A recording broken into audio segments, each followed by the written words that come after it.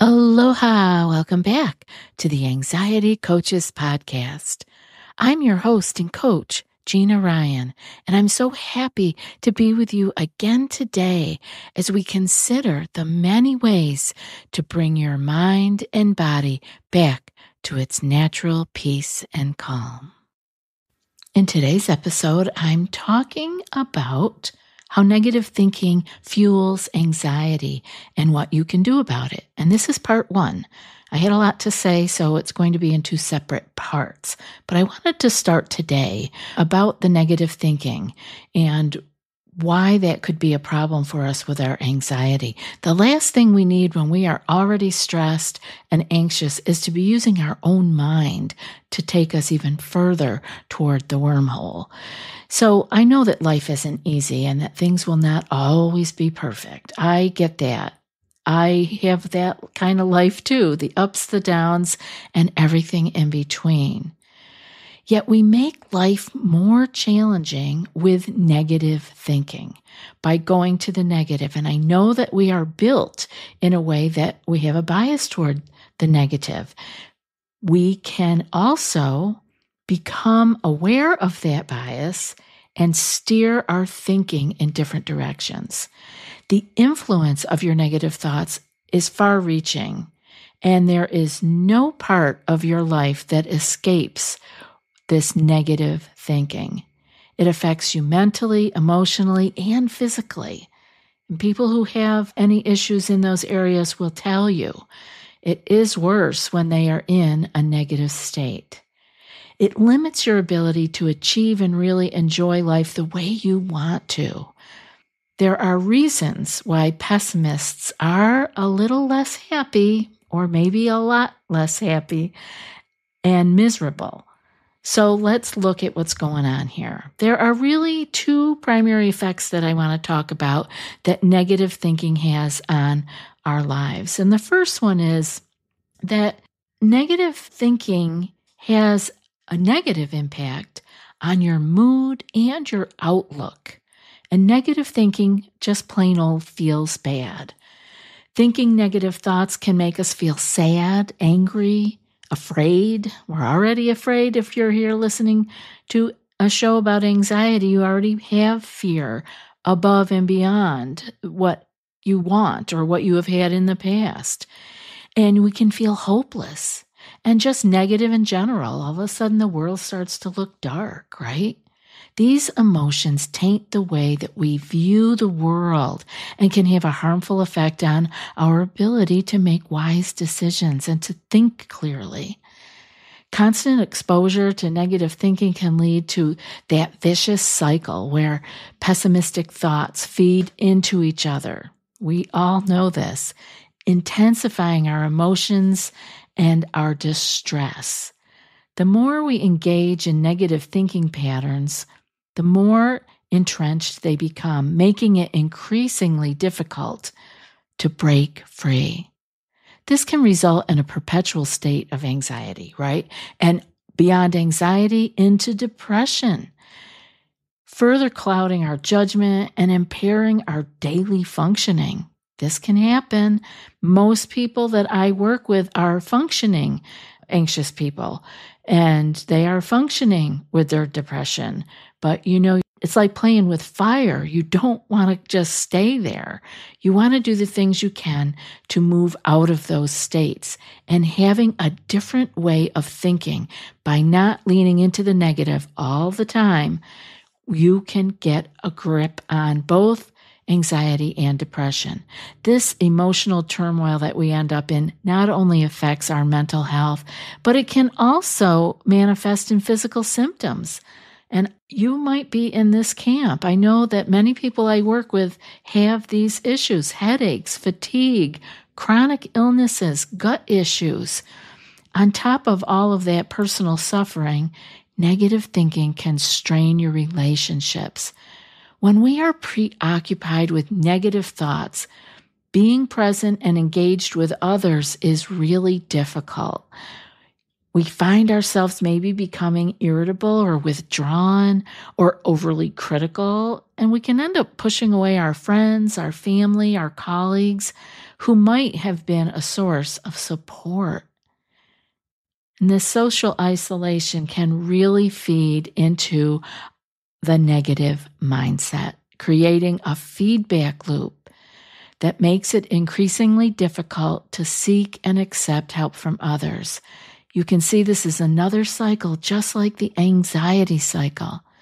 Negative thinking undermines self-confidence, and it erodes our belief in our own abilities. Doubting our skills and potential can prevent us from pursuing opportunities for growth and success. We might avoid taking on new challenges, leading to stagnation, like in our personal lives and professionally. And so this sense of unfulfillment can really be taking us down the wormhole of deepening our negative outlook and making the prospect of positive changes seem even more unattainable. Now, you may be so deep into this negative thinking that you think you can't change. And I want you to know that you can. I have seen it happen. I've had it happen with myself. And I know that with some hard work and some attitude changes, you're going to see some differences happen in your own life.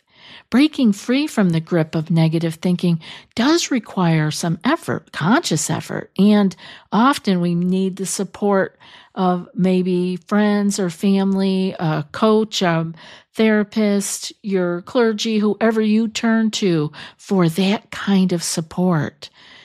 Strategies such as therapy that you could be doing in, I know a lot of people do cognitive behavioral therapy, but if you have a chance to work with someone who does DBT, dialectical behavioral therapy, you may want to ask them if they can help you with this, because that's an excellent tool. It's like a little bit of a program, but it's a tool that you can use to get out of that negative thinking. We used it a lot when I was working with women with eating disorders, and it can be incredibly helpful.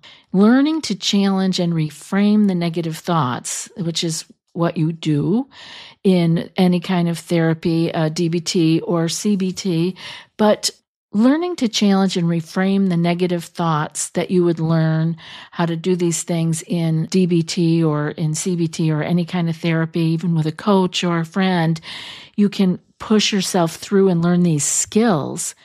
When you reframe these negative thoughts, it will lead to a healthier way of having emotions. It will improve your relationships, and you'll have a more optimistic and proactive approach to life.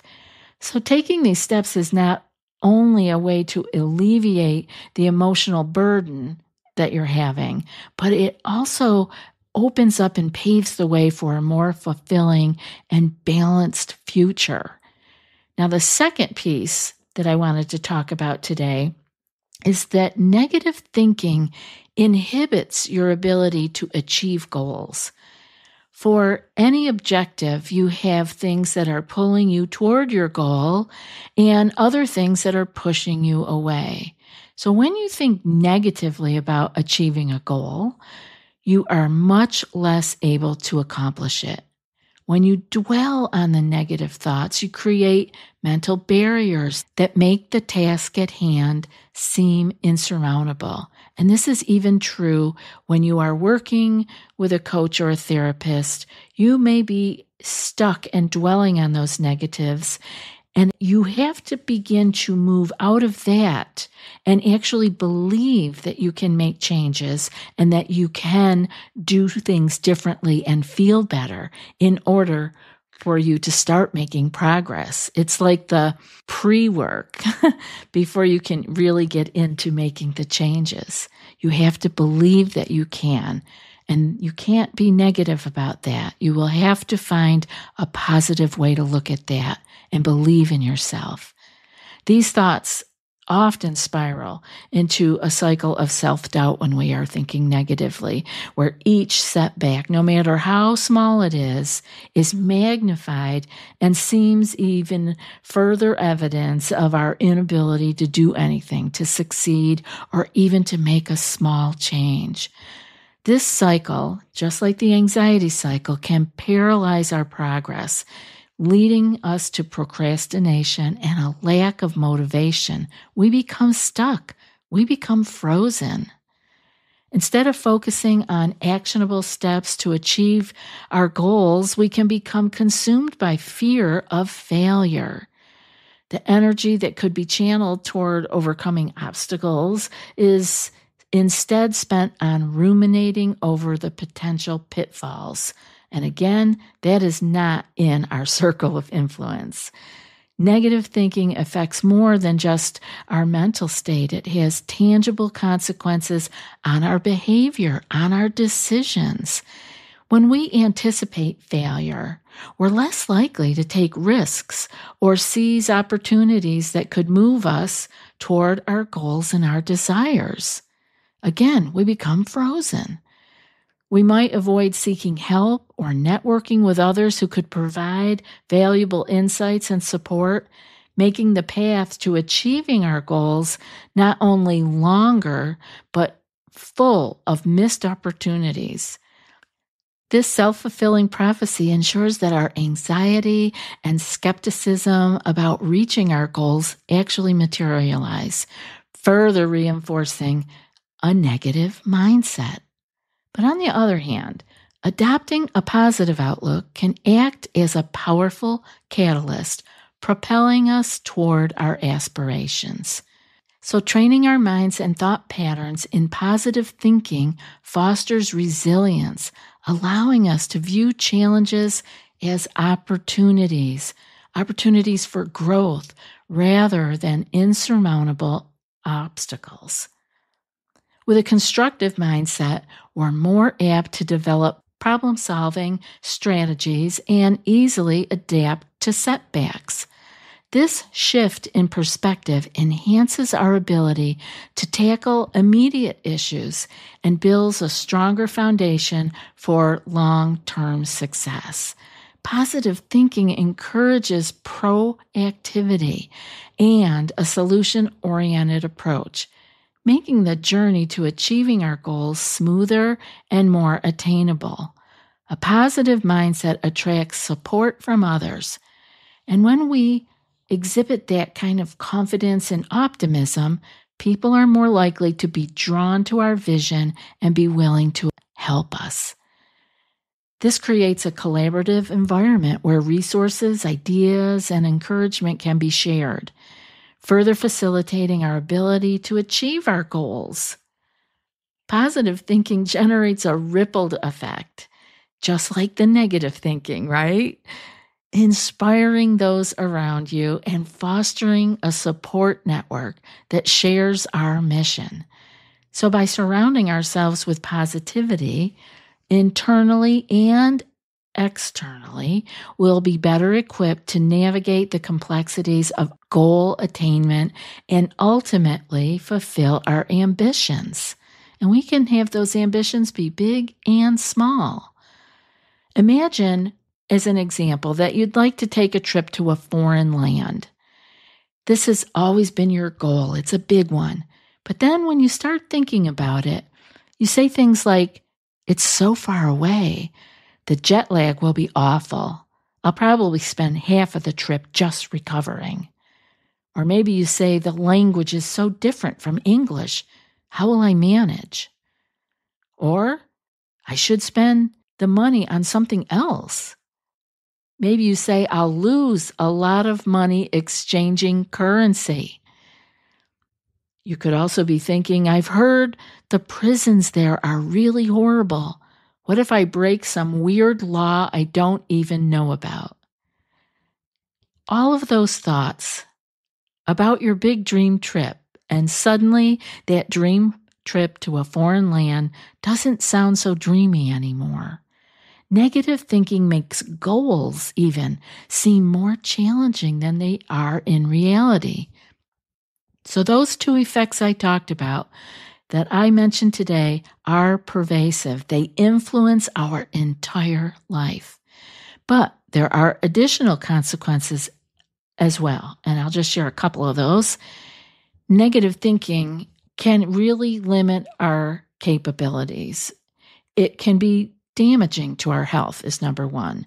The stress caused by negative thinking is really not good for our health. And it's something we have control over. We keep thinking we want better health and we want to do all these great, big, huge changes.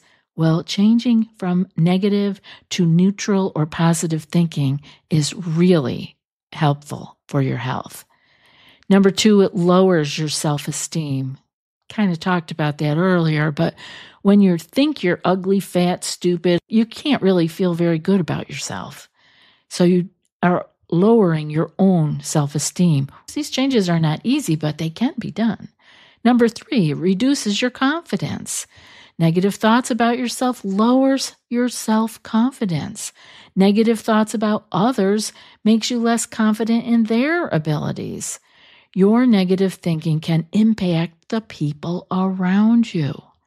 And number four, it saps your energy. And I know because I talk to a lot of you, your energy is often low.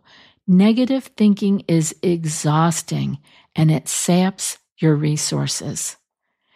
Now, in episode 1062, I'm going to share the good news about what you can do in your life to steer clear of going down the negative thinking wormhole.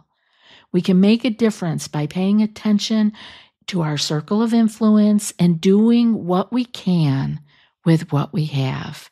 I hope you'll join me on that episode. And now for today's quote. Do not dwell in the past. Do not dream of the future. Concentrate the mind on the present moment. And that's from the Buddha. I'll be back in a few more days with another podcast. Until then, be well and aloha.